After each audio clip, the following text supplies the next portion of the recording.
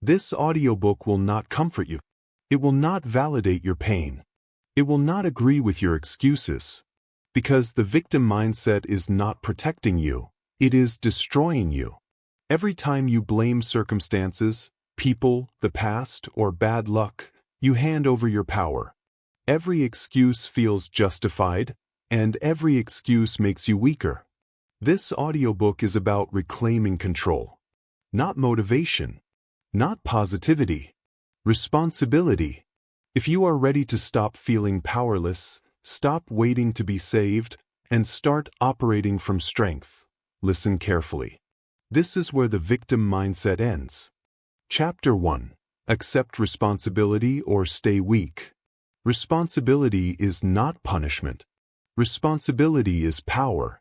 Most people misunderstand this from the beginning. They hear the word responsibility and think blame. They think shame. They think guilt. That misunderstanding is why they stay weak. Responsibility is not saying, "This is my fault." Responsibility is saying, "This is mine to handle." That's the difference. You have a choice. You always have a choice. You can wait for fairness, or you can take control. And control only begins where responsibility begins. That's the key. The victim mindset survives by outsourcing power. It says, "This happened because of them. I would succeed if circumstances were different. I'll act when things improve." Every sentence sounds logical. Every sentence feels justified. And every sentence removes your leverage. Because what you don't own, you cannot change. Say it again. What you don't own, you cannot change. As long as the problem belongs to someone else, the solution does too. And that means you wait. You complain. You explain. Strong people don't explain. They adjust. Look at real life. Two people lose the same opportunity. Same rejection. Same loss. Same setback. One spends months talking about how unfair it was. They replay the story. They collect sympathy. They become an expert in what went wrong. The other person goes quiet. They review their actions. They ask one question, "What can I do differently?" Then they move. Same pain. Different outcome. But because one accepted responsibility, and the other accepted weakness. You have a choice. Responsibility doesn't mean you caused the problem. It means you refuse to let the problem control you. That's the key. Weak minds confuse responsibility with self-attack. Strong minds understand responsibility as self-command. When you say, "This is on me," something powerful happens. Your brain stops searching for excuses.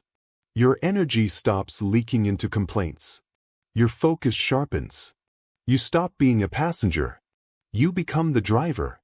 You don't need their permission to take responsibility. You don't need an apology. You don't need closure. You need ownership. It's not about fairness. It's about effectiveness. Life doesn't reward who is right. Life rewards who adapts.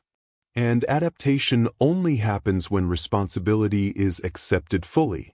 Most people delay responsibility because it feels heavy. But here's the truth no one tells you. Avoiding responsibility is heavier. Carrying excuses is heavier. Carrying resentment is heavier. Carrying the hope that someone else will change is heavier. Responsibility is weight, but it builds strength. Excuses are weight, but they crush you. That's the difference. You have a choice. Start paying attention to your language. Language reveals mindset. Listen for phrases like, "If only," "They made me," "I couldn't because." Those phrases feel harmless. They are not. They train helplessness. The moment something goes wrong, discipline your response. Not your emotions, your response. Say this instead. "This is mine to handle." Even if it wasn't fair. Even if it wasn't deserved. Even if it hurt. Especially then. Because responsibility is not about the past. It's about the next move. That's the key. Here is a practical rule. If you're talking about a problem, you're already late. If you're working on a solution, you're on time. Victim-minded people talk. Responsible people act. Action doesn't require certainty. It requires ownership. You don't need confidence. You need command. Command over your schedule. Command over your reactions. Command over your habits. That's how power is built, daily, quietly, repeatedly. Responsibility today. Responsibility tomorrow. Responsibility when you don't feel like it. That's discipline. And it's not about motivation. It's about standard. Raise your standard. Decide that complaining is no longer an option. Decide that explaining yourself is no longer necessary. Decide that improvement is your only response. You have a choice. When something fails, you can say, "This ruined me." Or you can say, "This trained me." Same event. Different identity. Responsibility doesn't mean you control everything. It means you control yourself. And self-control is the foundation of all power. If you can't take responsibility for your reactions, you will always be controlled by circumstances. If you can't take responsibility for your habits, you will always be stuck explaining why nothing changes. If you can't take responsibility for your direction, you will drift, slowly, silently, comfortably, into regret. That's the cost. And here's the hard truth. No one is coming to give you permission to be powerful. You don't need their permission. You need your decision. Decision precedes discipline. Discipline precedes strength. Strength ends the victim mindset. That's the order. So today, stop asking who's at fault. Start asking what's required. Stop defending your position. Start improving it. Stop managing perceptions. Start managing actions. Because what you don't own, you cannot change. And what you own completely no longer owns you. You have a choice. This chapter is not about guilt. It's about authority. And authority over self is the only authority that matters. Accept responsibility or stay weak. There is no third option. You've taken the first step. Now it's time to understand the next truth. Because even when you take responsibility, pain doesn't disappear. So the question becomes, do you turn pain into growth or into suffering? You accepted responsibility. Now let's talk about pain. Chapter 2. Pain is inevitable. Suffering is a choice. Pain is unavoidable. It comes for everyone. No mindset, no philosophy, no discipline eliminates pain. Anyone who promises that is lying. But suffering is different. Suffering is optional. That's the key. Pain is what happens to you. Suffering is what you do after it happens. And most people never separate the two. They feel pain once, then relive it 1,000 times. You have a choice. Boys. Pain arrives instantly. It hits the body. It hits the ego. It hits the plans. Suffering arrives later. It is built slowly, thought by thought, story by story. Pain passes. Stories linger. Say it again. Pain passes. Stories linger. The victim mindset survives by turning pain into identity. It doesn't just feel pain. It explains it, defends it, repeats it. This shouldn't have happened. Why does this always happen to me? I can't move on until this makes sense. Those thoughts feel natural. They feel justified. They feel intelligent. They are none of those things. They are resistance. And resistance is what turns pain into suffering. That's the key. Pain is physical. Suffering is psychological. Pain is information. Suffering is interpretation. It's not about pain. It's about discipline. Look at physical training. You lift weights. Your muscles burn. They tear. They ache. That pain is real. But you don't call it suffering. Because you accept it. You expect it. You don't argue with it. You don't sit on the floor saying, "This is unfair." This shouldn't hurt. I'll stop until it feels better. You breathe. You complete the set. You recover. And the body adapts. Now look at mental pain. Rejection. Plus. Failure. Disrespect. The pain hits, and the mind panics. This shouldn't be happening. I don't deserve this. This means something is wrong with me. The body is ready to adapt. The mind refuses. So pain becomes suffering. Not because of what happened, but because of the story you keep telling yourself about it. Pain passes. Stories linger. You have a choice. You can feel pain fully, or you can suffer indefinitely. Suffering is pain multiplied by resistance. Resistance looks like rumination, replaying conversations, imagining different outcomes, explaining the pain to yourself over and over again. None of that heals you. None of that helps you. It only keeps the wound open. Strong minds allow pain to move through them. Weak minds build a home inside it. That's the difference. You don't need their permission to stop suffering. You don't need closure. You don't need answers. You need acceptance. Acceptance is not approval. Acceptance is the end of resistance. That's the key. Here is a rule you must internalize. If you are thinking but not moving, you are suffering. If you are moving, pain fades.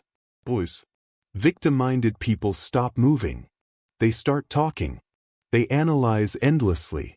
Disciplined people move first. They let clarity follow action. Emotion exits through movement. That's why suffering feels heavy and stagnant. There is no motion. Pain needs motion to leave the system. You have a choice. When pain appears, stop asking, "Why is this happening?" That question weakens you. Ask instead, "What is required now?" Why questions trap you in the past? What questions pull you into action? Pain says, "Pay attention." Suffering says, "Stay stuck." You decide which voice you obey. It's not about being emotionless. It's about being undramatic. It's not about toughness. It's about discipline. Say it clearly. It's not about pain, it's about discipline. Discipline of attention. Discipline of thought. Discipline of response. Pain will test you. Suffering will train you in weakness. Every time you repeat the story, you reinforce it. Every time you complain, you rehearse helplessness. Every time you resist reality, you lose energy. And energy is everything. You don't have unlimited energy. You don't have unlimited focus. Suffering wastes both. Strong people protect their energy. They don't argue with reality. Reality always wins. You have a choice. When pain hits next time, and it will do this, name the sensation. Feel it fully. Stop narrating it. No inner commentary. No explanation. No justification. Just sensation. Then action. Right? Breathe deeply. Movement closes the loop. Pain passes. Stories linger. So stop telling the story. This is not suppression. This is command. Command over attention. Command over the mind. And attention is power. That's the key. Suffering often disguises itself as depth, as reflection, as meaning. It is none of those things. It is avoidance pretending to be wisdom. Reflection leads to clarity. Suffering leads to paralysis. If your thinking does not produce movement, it is not insight. It is resistance. You don't need their permission to move on. You don't need to feel ready. Readiness comes after action, not before. That's discipline. Pain may return. That's life. But suffering only stays if you invite it. You have a choice. This chapter is not about avoiding pain. It is about refusing to build identity around it. Pain will knock. You decide how long it stays. Feel it. Learn from it. Release it. Because if you don't, pain becomes personality. And that is where the victim mindset grows strongest. You have separated pain from suffering. You have reclaimed control over your response. Now there is one question that keeps people trapped longer than anything else. A question that poisons progress and feeds weakness. You felt the pain. You dropped the story. Now it's time to eliminate the question that keeps you stuck. Chapter 3. Stop asking why me. The fastest way to lose power is to ask the wrong question. And the most dangerous question you can ask yourself is this. Why me? It sounds natural. It sounds human. It sounds reasonable. It is none of those things. Why me does not create understanding. It creates helplessness. That's the key. The moment you ask, why me, you step backward. You turn toward the past. You search for explanations instead of exits. And while you are searching, nothing changes. You have a choice. Boys. You can ask questions that weaken you. Or you can ask questions that build you. Why weakens? What builds? Say it again. Why weakens? What builds? The victim mindset lives inside the word why. Why did this happen? Why did they do this to me? Why is my life harder than others? These questions feel deep. They feel reflective. They feel intelligent. They are traps. Because why has no finish line. There is always another reason, another theory, another explanation, and none of them move you forward. Strong minds understand this early.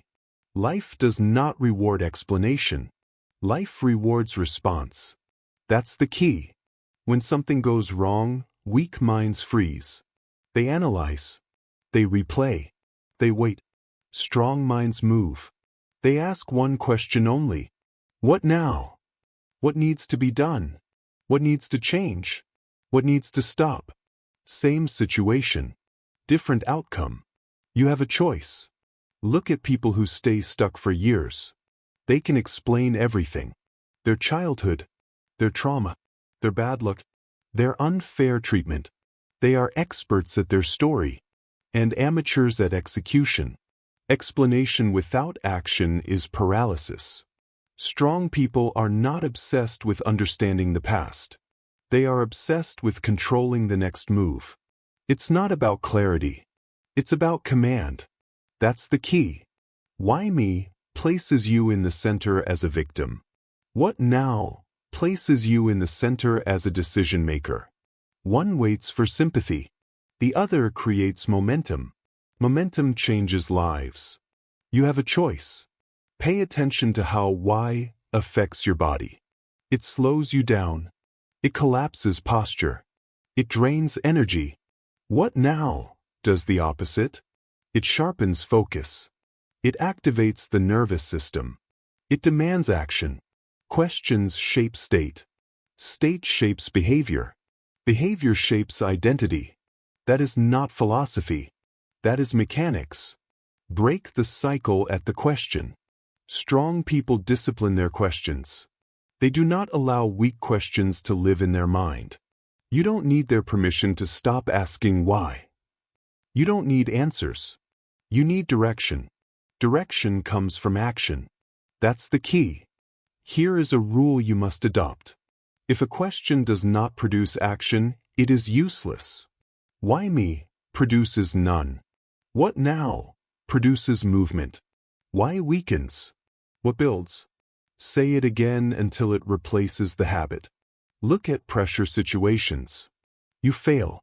You lose money. You get rejected. You get disrespected. The weak response appears instantly. Why did this happen to me? That question invites emotion. Emotion invites rumination. Rumination invites paralysis. The disciplined response is simple. What now? What must I fix? What must I learn? What must I do differently? No drama. No performance. Just execution. It's not about emotion. It's about discipline. It's not about fairness. It's about effectiveness. That's the key. Victim-minded people wait for meaning before they move. Strong people move and let meaning follow. Meaning follows momentum. Momentum does not follow meaning. You have a choice. Every challenge tests one thing only: your response. Not your feelings. Not your intentions. Your response. And responses come from questions. So choose better ones. Instead of, "Why is this happening?" ask, "What is required now?" Instead of, "Why do they treat me like this?" ask, "What boundary do I need to enforce?" Instead of, "Why can't I catch a break?" ask, "What system am I missing?" Why looks for comfort? What looks for control? Control is power. That's the key. Here is a practical discipline. For the next 7 days, remove the word "why" from your internal dialogue when something goes wrong. The moment it appears, replace it immediately with "what now?" Do not debate. Do not analyze. Replace and act. This is not positive thinking. This is mental discipline. Discipline creates freedom. Indiscipline creates suffering. You already learned that suffering is optional. Now you see how it is created. "Why me?" keeps pain alive. "What now?" turns pain into fuel. Pain passes. Stories linger. And "why" is how stories are built. You don't need their permission to stop telling the story. You don't need to be understood. You need to be effective. Strong people do not chase understanding. They build capability. Capability solves problems. Explanation does not. That's the key. The world rewards people who respond under pressure, not people who explain their pain well. Silence plus action beats explanation every time. You have a choice. Ask yourself honestly, how much energy have you wasted asking why? How much did it change your life? Now imagine if that same energy was spent on one small action every day. That is the cost of the wrong question. And cost always shows up later. Stop training helplessness. Stop rehearsing paralysis. Train response. Train action. Train forward motion. Why weakens? What builds? Repeat it until it becomes automatic. This chapter is about removing a mental poison. A single question that drains strength quietly. Once it is gone, something shifts. Energy returns. Movement becomes natural. Clarity increases. Because action is your natural state. Victimhood is learned. And anything learned can be unlearned. You have dropped blame. You have dropped suffering. Now you have dropped the weakest question in your mind. But there is still one habit that keeps people stuck even when they know what to do. A habit that feels supportive, feels comforting, but destroys self-respect. You stopped asking why. Now it's time to confront the habit that feeds the victim mindset daily. Chapter 4. Your past is not a permission slip. Your past happened. It mattered. It shaped you. But it does not own you. That's the key. Too many people use their past as a permission slip to stay broken. They point to trauma. They point to childhood. They point to mistakes. And then they stop. Explanation becomes an excuse. Understanding becomes stagnation. Reflection becomes justification. You have a choice. Boys. Your past can be information. Or it can be a prison. Strong minds use it as data. Weak minds use it as identity. Say it clearly. Your past informs you. It does not define you. Trauma explains behavior. It does not excuse staying the same. Explanation answers how you got here. Responsibility decides where you go next.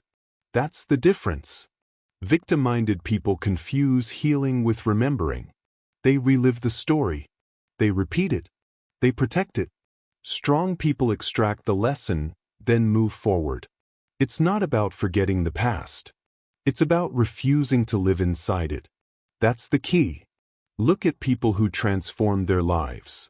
They didn't have perfect childhoods. They didn't have clean histories. They didn't have ideal circumstances. They had adversity. But instead of turning adversity into identity, they turned it into structure. Discipline replaced chaos. Routine replaced instability. Standards replaced excuses.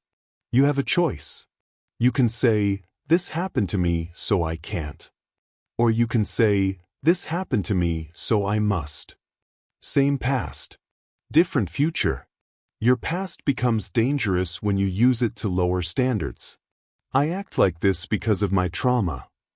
I can't trust because I was hurt. I can't commit because of what I've seen. Those sentences sound compassionate. They sound understanding. They are self-sabotage because they freeze you in time. It's not about what happened. It's about what you do next. That's the key. Strong people don't deny their wounds. They stop negotiating with them. They don't ask, "Is this understandable?"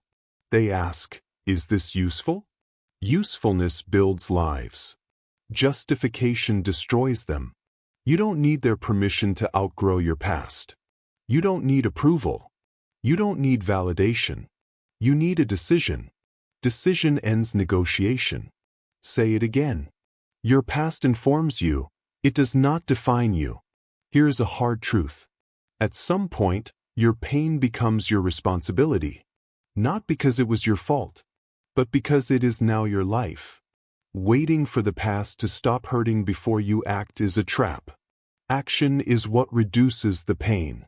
That's the key. People who stay stuck say, "I'm still healing." People who move forward say, "I'm building." Healing without building becomes avoidance. Building creates healing. You have a choice. Notice the difference between awareness and attachment. Awareness says, "This is where I learned this behavior." Attachment says, "This is why I'll never change." One empowers.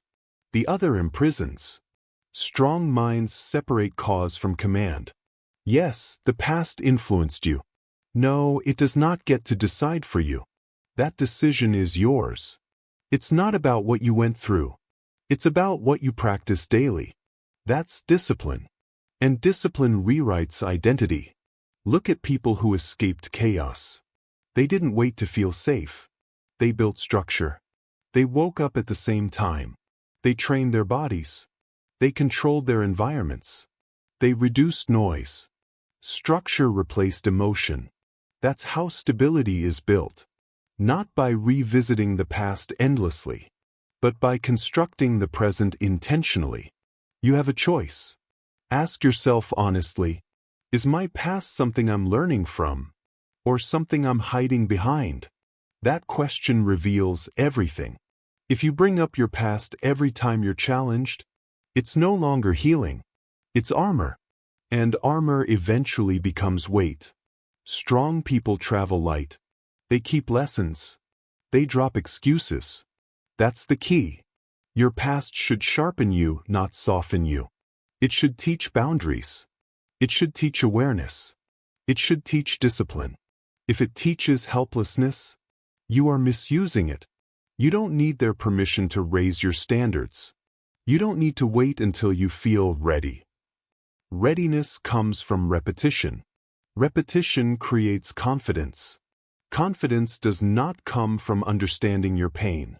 It comes from surviving your discipline. Say it clearly. It's not about trauma, it's about discipline. Discipline of habits. Discipline of thought. Discipline of behavior. That's how people break cycles. Cycles don't break by insight alone. They break by structure. New routines. New environments. New rules. Rules protect you when emotions can't. That's the key. Here's a practical shift you must make. Stop asking, "How did this damage me?" Start asking, "What did this prepare me for?" That question turns pain into purpose. It doesn't romanticize suffering. It weaponizes experience. You have a choice. You can let the past explain your limits, or you can let it sharpen your edge. One keeps you small. The other makes you dangerous. Strong people don't want comfort. They want capability. Capability comes from discipline applied daily, not sympathy extended endlessly. Your past does not need to disappear. It needs to be integrated. Integrated means it informs decisions, not emotions. It guides strategy, not identity. That's the difference. And once you stop using the past as a permission slip, something uncomfortable happens. Excuses disappear. And when excuses disappear, there's nowhere left to hide. That's where growth begins. You have dropped blame. You have dropped suffering. You have dropped the weakest question. Now you must drop the most seductive habit of all. The habit that keeps people stuck even when they know what to do. A habit that feels supportive, feels comforting, but destroys self-respect. Your past no longer defines you. Now it's time to eliminate the behavior that keeps you seeking permission from others. Chapter 5. The addiction to sympathy. Sympathy feels good. It feels comforting. It feels human. But comfort comes at a cost. Attention is not progress. That's the key. Too many people are addicted to sympathy. They overshare their struggles. They talk endlessly about what went wrong. They seek validation instead of solutions. Every word of explanation is a step backward. Every story repeated is a rehearsal in helplessness. Every plea for empathy is a surrender of power. You have a choice. Boys. You can spend your energy collecting sympathy. Or you can spend your energy creating results. Strong people choose results. Weak people choose applause. Say it again. Attention is not progress. The addiction to sympathy often starts early. A comforting word. A nod of approval. A listener who says, "I understand." It feels good. It feels safe. It feels validating. But it is temporary. It is a trap. It delays action. Short-term comfort becomes long-term weakness. You have a choice. Strong minds understand one rule. Comfort does not equal strength. Approval does not equal achievement. Validation does not equal progress. Every time you seek sympathy, you give someone else power over your emotions. Every time you share weakness publicly, you trade self-respect for temporary relief.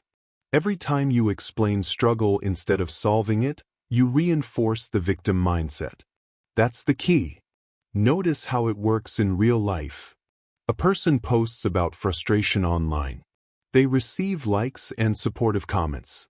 They feel seen. They feel understood. And then, nothing changes. Energy that could have gone to action went to attention. Time that could have gone to results went to recognition.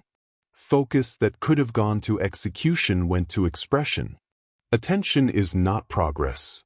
Say it again. Attention is not progress. Strong people act first. They speak later, or not at all. They solve problems quietly. They execute consistently. They build results without announcement. Weak people do the opposite. They explain. They justify. They seek comfort.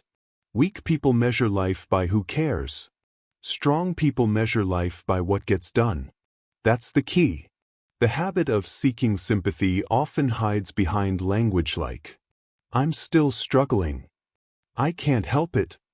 I don't know how to fix this." These phrases feel supportive. They sound reasonable. They are traps. They reinforce victimhood. They slow movement. They steal energy. You have a choice. From today, you will practice this discipline. Handle problems silently first. Solve them fully. Execute without explanation. No posts. No stories. No excuses. Action comes first. Tension comes last, or never. This is not about rejecting connection. It's about rejecting weakness disguised as connection. It's about separating comfort from accomplishment. Attention is not progress. Strong people understand the difference between support and sedation. Weak people confuse empathy with rescue. Strong people turn adversity into mastery. Look at those who thrive under pressure. They do not announce their struggles. They do not ask for validation. They do not need sympathy. They control their environment. They control their mind. They control outcomes. That's the key. Every time you feel the urge to overshare, ask yourself, will this solve the problem, or will it feed comfort? If it feeds comfort, stop. If it solves the problem, act. Act decisively. Act silently. Act consistently. Energy is finite. Focus is finite. Time is finite. Do not give them away for applause. Strong people know this. Weakness thrives in the open. Strength thrives in the disciplined silence. Attention is not progress. Repeat it until it becomes habit. Victimhood survives on validation. It feeds on recognition. It craves empathy. You destroy it by acting silently. You destroy it by ignoring applause. You destroy it by refusing to let comfort override action. You have a choice. Weak people act after being seen. Strong people act before anyone notices. That's the key. Your past excuses, your stories, your explanations, all of it can be left behind. But only if you refuse to seek comfort. Only if you stop rehearsing weakness. Only if you stop turning attention into energy. Attention is not progress. Strong people act first. They speak later, or not at all. Silence becomes leverage. Discipline becomes strength. Results become proof. You have a choice. Handle your struggles quietly. Solve them decisively. Speak only when necessary, or never. Attention is not progress. You have a choice. You have dropped blame. You have dropped suffering. You have dropped the weakest question. Now you must drop the need for external comfort. You must drop the habit that keeps you seeking validation. You must take back the power you've been giving away. You mastered the addiction to sympathy. Now, let's talk about how control over your emotions becomes your true power. Chapter 6. Emotional control is personal power. Emotions are powerful. They can build you. They can destroy you. But most people let them control their lives. They react first. They respond last. Victims react. Disciplined minds respond. That's the key. Emotional control is not about suppressing feelings. It's about mastering the timing and expression of your emotions. It's about using emotion as a tool, not letting it use you. You have a choice. You can allow anger, fear, or frustration to dictate your behavior. Or you can pause, assess, and respond with precision. Strong people do the latter.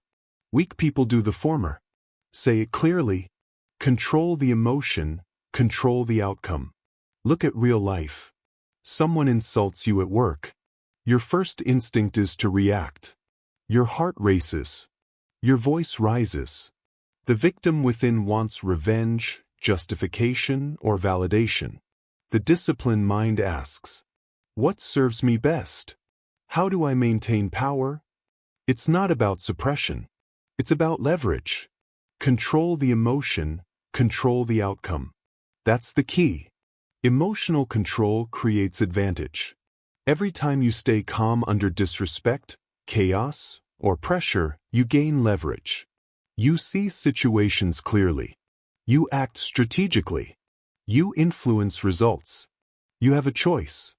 You can let the situation define you, or you can define the situation. Strong people understand one truth. Reacting is automatic. Responding is deliberate. Automatic behavior is for the weak. Deliberate behavior is for the strong. That's the key. Think about athletes. High-pressure moments do not allow panic. The player who reacts emotionally loses focus. The player who controls emotion finds opportunity. Think about leaders. Under stress, they remain calm. They analyze. They choose. They execute. Emotional control is power. It's personal power. You have a choice. Do not confuse control with denial. Do not confuse mastery with indifference. Mastery means feeling the emotion fully, acknowledging it, then deciding exactly how to respond. That's discipline. Strong minds practice it daily. They observe themselves. They notice triggers. They respond according to strategy, not impulse. Control the emotion, control the outcome. Here's the hard truth. Every time you allow emotions to dictate actions, you lose power. Every time you react instead of respond, you reinforce weakness. Every time you surrender to frustration, you teach yourself helplessness. That's the cost. You have a choice. Every challenge, insult, failure, or obstacle is an opportunity to exercise discipline. To pause. To think. To respond deliberately. Control the emotion, control the outcome. That's the key. Practice is everything. You cannot master emotion once and forget it. You cannot hope for strength in crises without daily preparation. Observe yourself. Notice when fear rises. Notice when anger surges. Notice when impatience pushes you to act without thought. Then stop. Strong people make this pause automatic. Weak people skip it. That's the difference. Here's a practical method. Recognize the trigger. Name the emotion the moment it rises. Breathe and pause. Delay the reaction for even 5 seconds. Ask, what serves me best? Replace instinct with strategy. Act deliberately, respond based on goals, not impulse. You have a choice. It is not about weakness, it is about discipline. It is not about denying feelings, it is about directing them. It is not about controlling others, it is about controlling yourself. Control the emotion, control the outcome. That's the key. Example, someone cuts you off in traffic. Victims honk, yell, and react. Disciplined minds breathe, remain calm, and keep focus. The victim feels temporary satisfaction. The disciplined person avoids stress, maintains control, and preserves energy for what matters. Every moment like this is a test. Every challenge is a lesson in self-mastery. Every setback is a chance to strengthen control. You have a choice. Emotional control is personal power. Power over your thoughts. Power over your actions. Power over your results. Remember, chaos surrounds you. People will insult. People will provoke. Life will frustrate. The question is, do you react like a victim? Or do you respond like a master of your mind? Control the emotion, control the outcome. That's the key. Your mind becomes a tool when disciplined. Your emotions become allies, not enemies. Your actions become unstoppable. Weak people are at the mercy of feeling. Strong people are at the helm of feeling. That's the difference. Here's a practical exercise for the next 30 days. Identify one situation daily where you normally react emotionally. Pause before acting. Name the emotion. Ask, what serves me best? Respond deliberately. Every time you do this, you build leverage. Every time you do this, you increase personal power. Every time you do this, you prove to yourself that your life is controlled by discipline, not circumstance. You have a choice. Do not wait for calm to arrive. Do not wait for clarity to appear. Do not wait for permission to control yourself. Start now. Start with awareness. Start with a single deliberate response. Strong people understand one truth. Discipline over emotion equals power. Control over feeling equals control over life. Control the emotion, control the outcome. That's the key. You have mastered the addiction to sympathy.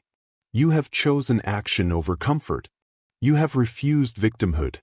Now, let's remove dependency on external circumstances.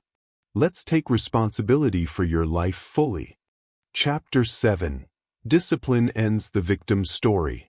Discipline is the ultimate weapon. It does not care about moods. It does not care about motivation. It does not wait for permission. Most people live their lives chasing feelings. They wake up hoping for energy. They wait for inspiration to strike. They believe if they feel like it, they will act. This is weakness. This is victimhood. Victims rely on feelings. Strong minds rely on discipline. That's the key. Discipline kills excuses. Consistency kills excuses. Action kills excuses. Say it again. Consistency kills excuses. Think about it. Two people have the same goal. Two people have the same obstacles. One waits for motivation. One shows up regardless. One complains about energy. One executes despite fatigue. One waits for the right moment. One creates the right moment. Years later, only one is successful. Only one grew. Only one rewired identity. Discipline removes the story of the victim. You have a choice. You can wait for conditions to be perfect, or you can act now. Discipline is not glamorous. It is not exciting. It is repetitive. It is boring. It is relentless. And that's why it works. Every day you act consistently, you are rewriting your identity. You are teaching your mind, your body, and your spirit how to operate at a higher standard. You are proving to yourself that results are not a matter of chance or mood, they are a matter of action. That's the key. Weak people say, I will start when I feel ready. Strong people say, I will start regardless of feeling. You have a choice. Discipline does not wait. It does not negotiate. It does not apologize. It shapes behavior. It shapes habits. It shapes identity. Example, consider a person training for a marathon. Some days the weather is terrible. Some days they are tired. Some days they are tempted to skip.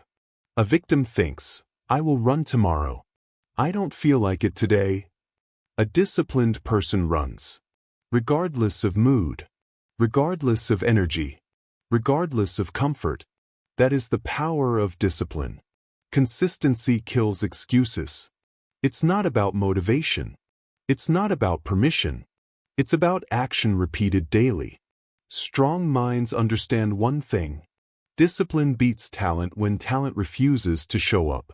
Discipline beats creativity when creativity hesitates. Discipline beats circumstance when circumstances scream, stop. Discipline is your silent advantage. You have a choice. You can let excuses rule your day. You can let moods dictate your work. You can wait for inspiration to arrive. Or you can do the work anyway. You can show up anyway. You can take action anyway. That's the key. Discipline rewires identity. It is proof that you are more than stories, more than conditions, more than weakness.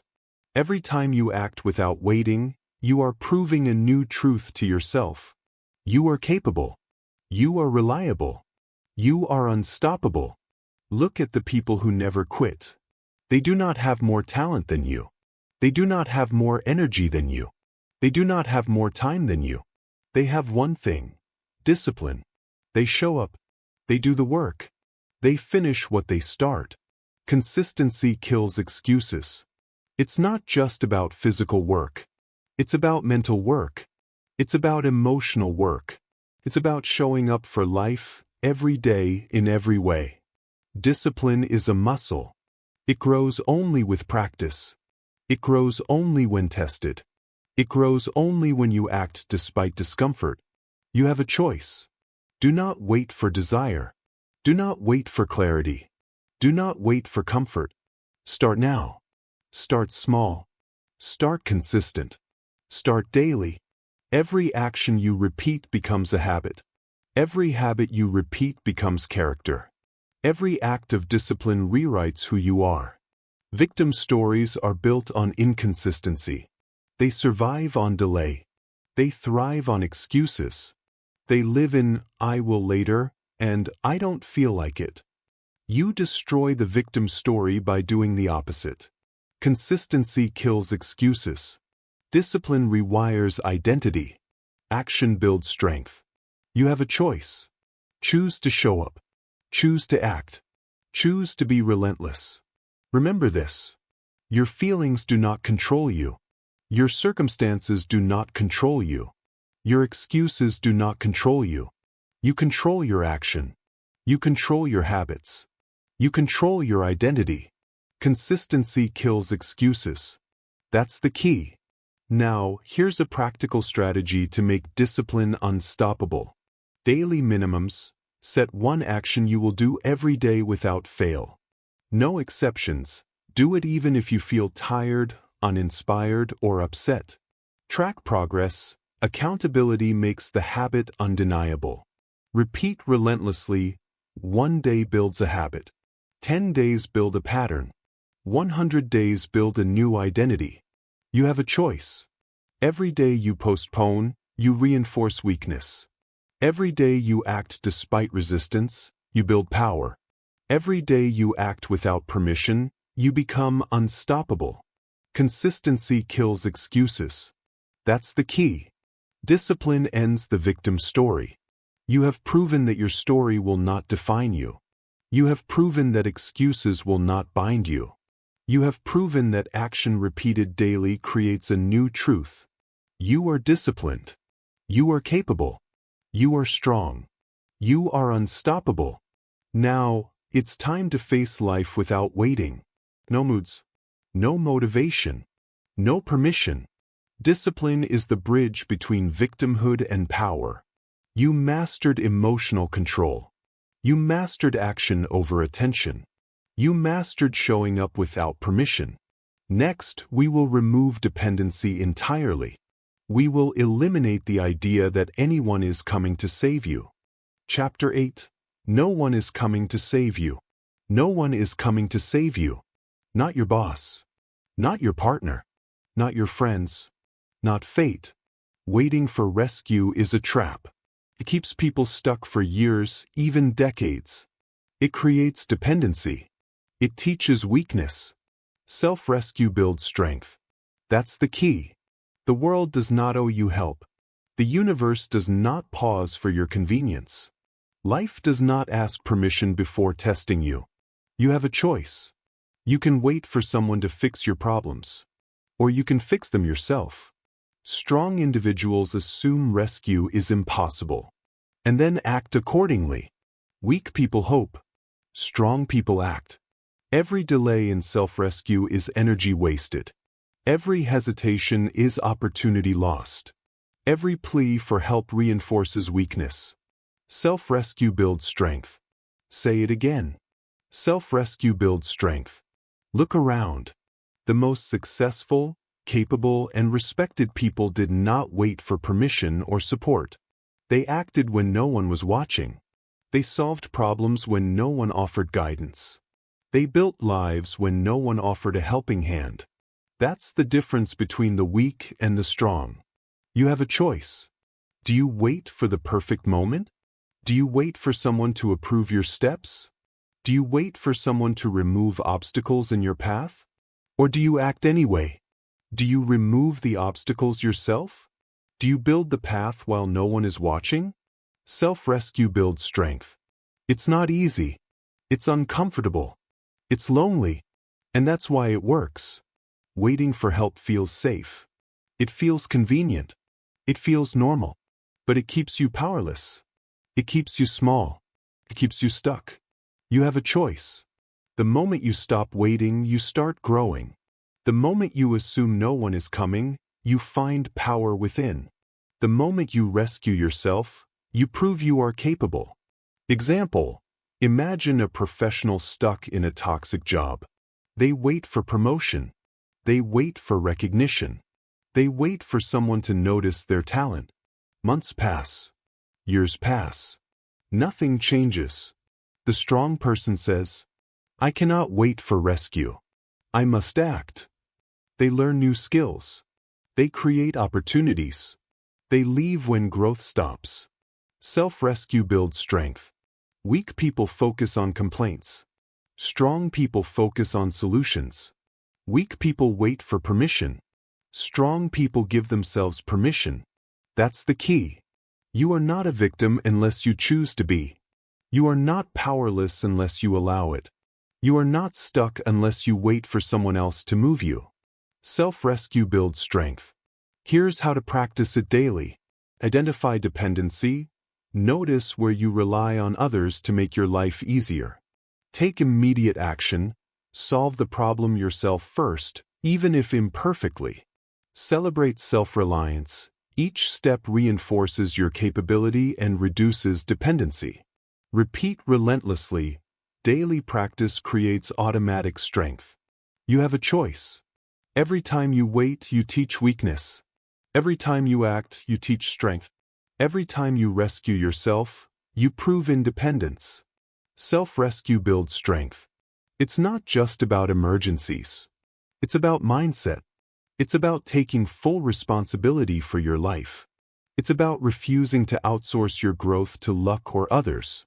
Example: a person struggling with health waits for a miracle diet, a new trainer, or a friend to motivate them. Months pass. Nothing changes. The self-rescuer begins immediately. They research. They plan. They act consistently. They take ownership of results. That's power. That's freedom. That's discipline. You have a choice. You can remain dependent and weak, or you can become independent and strong. Self-rescue builds strength. Every obstacle is a test. Every setback is a lesson. Every delay in action is a decision to stay small. You choose. Weak people wait for solutions outside themselves. Strong people find solutions within. Weak people complain about circumstances. Strong people adjust circumstances. Weak people look for rescuers. Strong people become their own rescuers. Self-rescue builds strength. It's a muscle. It grows only when exercised. It grows only when challenged. It grows only when you act, even when you feel powerless. You have a choice. Your comfort will fight you. Your fears will whisper that help is coming. Your mind will bargain and delay. Do not listen. Act anyway. Rescue yourself. Move forward.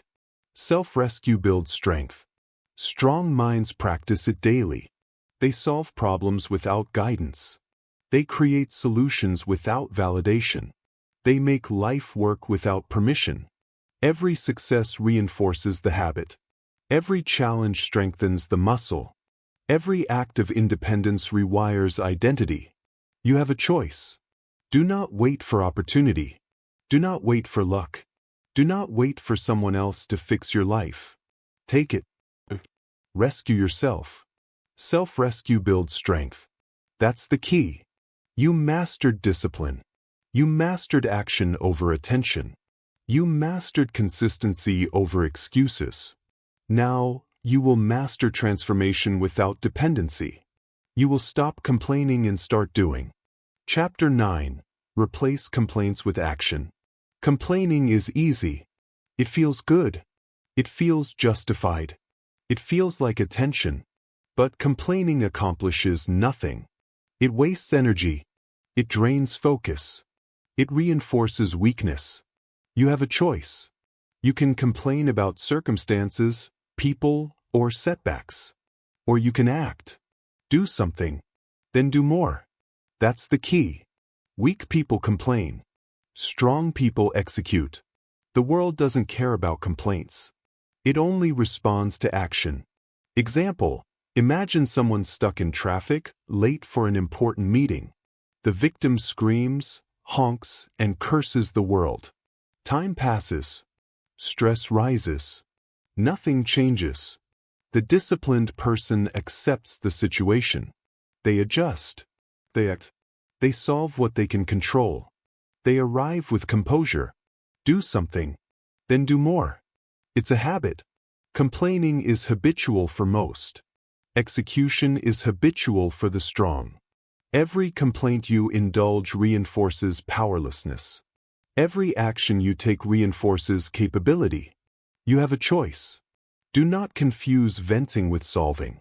Do not confuse talking about problems with fixing them. Complaining is talking about weakness. Action is proving strength. The key: do something. Then do more. Weak people wait for clarity. Strong people act in spite of confusion.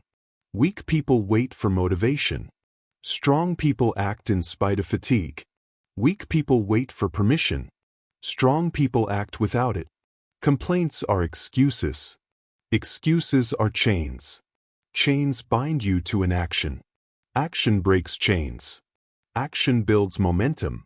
Action rewires identity. Example: consider a team at work frustrated with a project. Some complain endlessly in meetings. Some delegate blame. Some wait for leadership to fix it. The disciplined few identify what they can do. They act. They take responsibility. They execute solutions. Their efforts ripple. Momentum builds. Results follow. Do something. Then do more. You have a choice. Complaining is public theater. Action is private discipline. The world rewards action. The world ignores complaints. Here's the hard truth. Every hour spent complaining is an hour wasted. Every word spoken in frustration is energy stolen from execution. So, do something. Then do more. Weak people describe problems. Strong people solve problems. Weak people feel justified. Strong people feel capable. Weak people wait for change. Strong people create change. You have a choice. Complaining can feel like strategy. It can feel like validation. It can feel like control. But it is none of these things. It is self-delusion. It is theft of your own potential. Do something. Then do more. Action is energy. Action is leverage. Action is freedom. Here's a method to replace complaints with action immediately. Identify the complaint. The moment you feel yourself venting, stop. Assess control. Ask, what can I do right now to improve this? Act immediately. Do one tangible thing to solve it. Go further. Take one more step beyond the minimum. You have a choice. Every time you complain, energy is drained. Every time you act, energy compounds. Every time you move forward without excuses, you strengthen identity. Do something. Then do more. Example: you are frustrated with your health. Weakness says, I can't start today. I'll begin tomorrow. Strength says, I start now. I do one more rep. I walk one more mile. I plan one extra meal. Action always beats excuses. Momentum always beats hesitation. Do something. Then do more. Complaints are poison for the mind. Action is medicine. Consistency compounds results. Execution rewires who you are. You have a choice. Do not wait for perfect conditions. Do not wait for permission. Do not wait for external approval. Act anyway. Do something. Then do more. Every day presents problems. Every day presents frustration. Every day presents obstacles. Weak people vocalize them. Strong people neutralize them. Strong people act. They execute. They build solutions silently. Complaining accomplishes nothing. Action accomplishes everything. Here's a real-world scenario. You notice inefficiency in your work. Weakness wants to complain. Strength fixes one small part immediately. Momentum grows. Other parts follow. Progress compounds. Do something. Then do more. It's not about motivation. It's not about mood. It's not about inspiration. It's about discipline.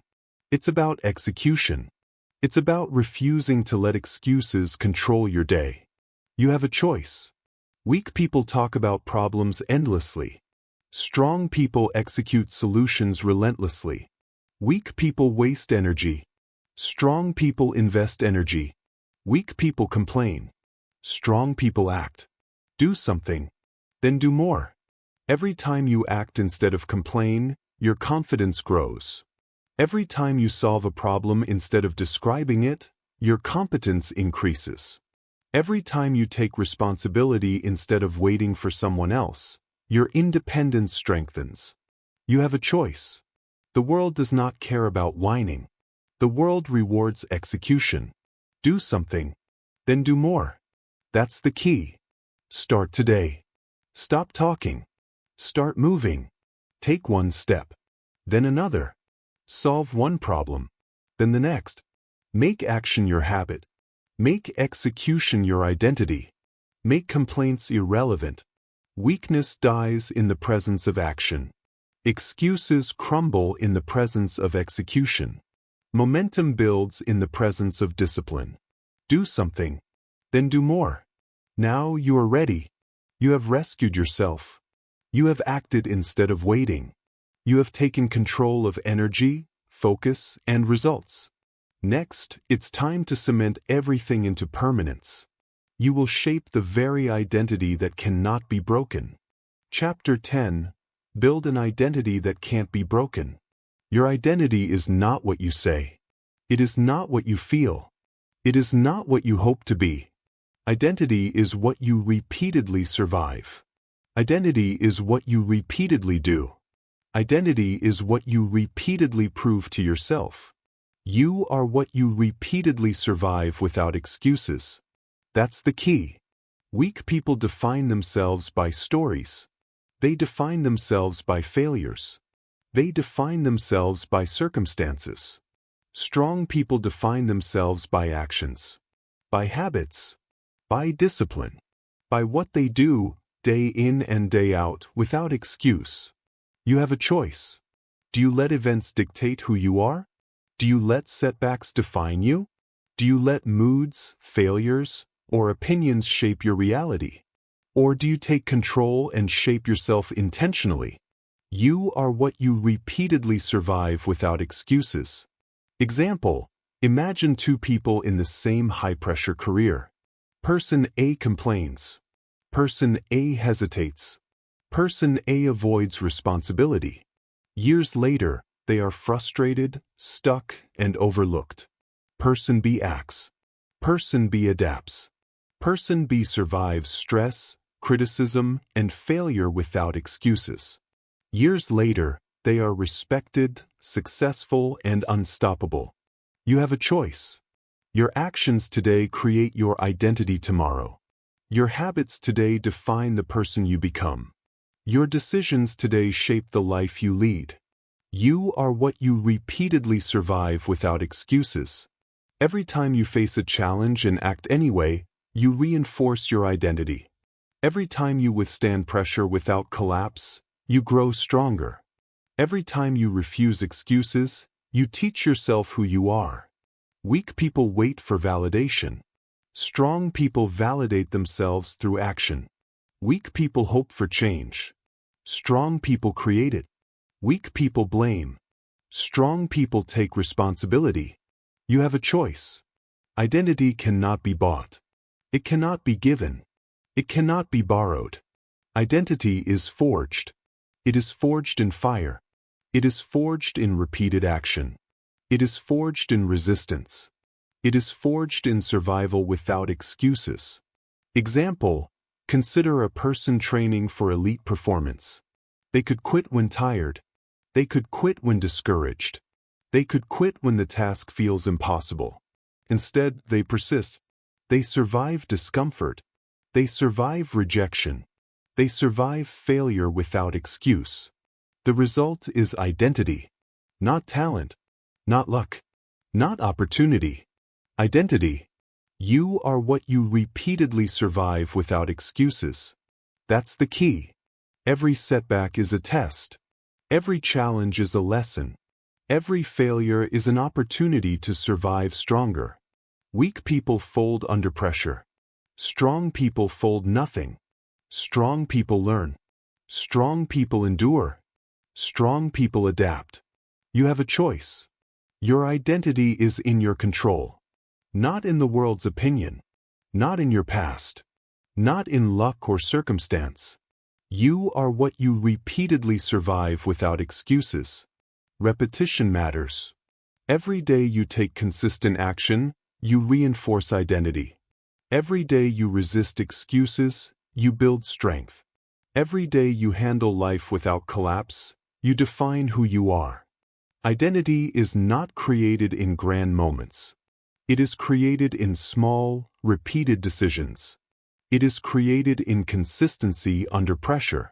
It is created in surviving what weak people flee. Example, waking up early. Every day, regardless of mood, you wake up early. You prove discipline. You survive inertia. You shape your identity. Small actions compound. Consistency compounds. Survival without excuses compounds. You have a choice. Weak people procrastinate. Strong people act. Weak people delay. Strong people decide. Weak people fold under minor stress. Strong people endure constant pressure. You are what you repeatedly survive without excuses. Now, let's make it practical. Decide your non-negotiables. What actions define your identity? What habits cannot be skipped?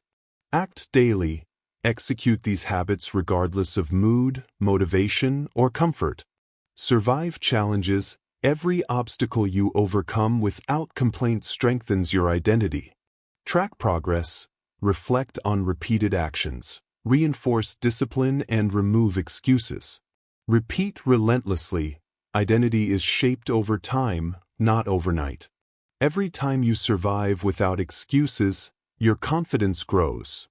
Every time you act without waiting for permission, your competence grows. Every time you persist under pressure, your resilience grows.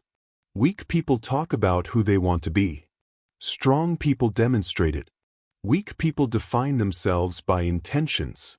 Strong people define themselves by repeated execution. You have a choice.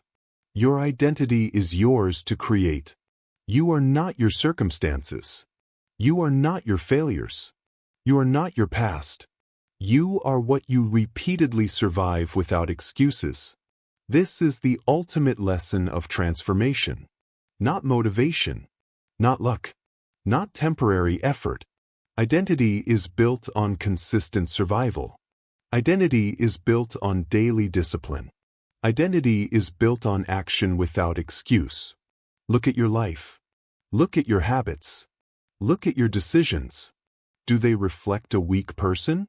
Or do they reflect someone who survives, adapts, and endures relentlessly?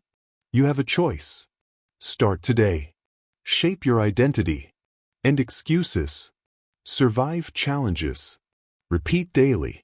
Your identity is the strongest weapon you possess. It will determine every relationship, every career, every result in your life. It is your shield. It is your foundation. It is your power. You are what you repeatedly survive without excuses. Say it. Believe it. Live it. You are what you repeatedly survive without excuses. Every day you act, you prove it. Every day you resist excuses, you reinforce it. Every day you persist, you solidify it. Identity cannot be stolen. Identity cannot be destroyed. Identity cannot be negotiated. It is earned through repeated action. It is earned through endurance. It is earned through discipline. You have a choice. Build an identity that cannot be broken. No one can take it from you. No one can diminish it. No one can question it. It is yours. It is earned. It is permanent. This is the final lesson. You mastered responsibility. You mastered action over complaints. You mastered self-rescue. You mastered discipline. You mastered emotional control. And now you master identity. You are what you repeatedly survive without excuses. Live it. Prove it. Own it. This is the ultimate transformation. Not temporary change. Not fleeting motivation. Permanent identity. You are unbreakable. You are disciplined. You are unstoppable. The end of the victim mindset. The victim mindset ends when excuses end. You don't need a new life. You don't need better circumstances. You need a stronger standard. Power begins the moment you stop explaining and start executing. Every day you choose discipline over emotion, action over complaint, responsibility over blame, you rebuild yourself. This audiobook is not a feeling. It is a decision. So here is the challenge. For the next 30 days, complain about nothing. Explain nothing. Wait for no one. Adjust. Repeat. The victim mindset is over, if you decide it is.